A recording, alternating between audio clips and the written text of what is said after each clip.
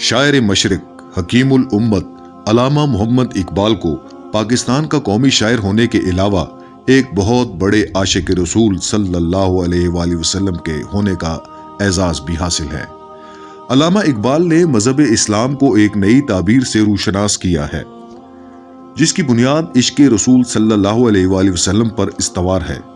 اور جس میں عشق رسول صلی اللہ علیہ وآلہ وسلم کے بغیر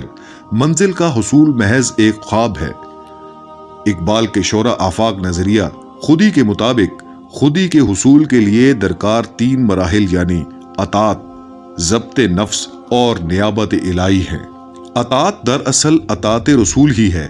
یعنی ان کے نزدیک اسلام کی اصل صورت گری نبی کریم صلی اللہ علیہ وآلہ وسلم کے اسوہ حسنہ پر غیر متزلزل ایمان اور ایک مکمل پیروی کی صورت میں ہی ممکن ہے۔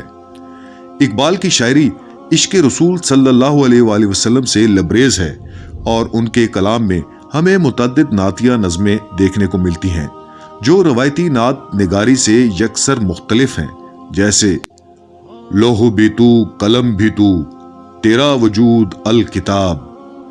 گنبد آب گینا رنگ تیرے محیط میں ہے حباب۔ اقبال اپنی شاعری میں نبی آخر الزمان صلی اللہ علیہ وآلہ وسلم کو متعدد اسماء سے پکارتے ہیں اور ان سے اپنی قلبی محبت و موانست کا اظہار کرتے ہیں۔ ان اسماء مبارکہ میں دانائے سبل، ختم الرسل، مولائے کل، یاسین، طٰہٰ، رسالت معاب،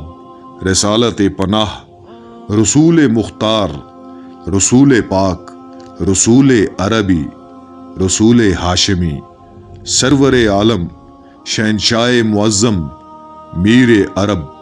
اور کملی والے جیسے تعظیمی القابات شامل ہیں، جن کی وساطت اقبال بارگاہ رسول صلی اللہ علیہ وآلہ وسلم میں